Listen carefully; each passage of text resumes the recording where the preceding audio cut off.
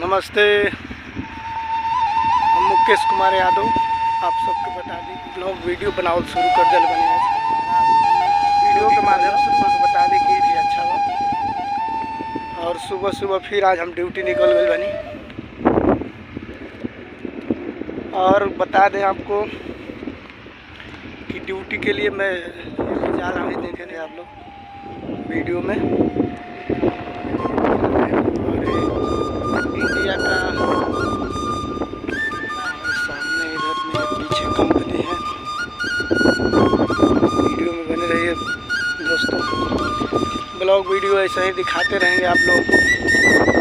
ज़्यादा से ज़्यादा आप लोग फेसबुक पेज पे देख रहे हैं तो फॉलो कर लीजिए, और यूट्यूब चैनल पे देख रहे हैं तो चैनल को सब्सक्राइब कर लीजिए दोस्तों। ऐसा ही व्यू देखने के लिए आप कमेंट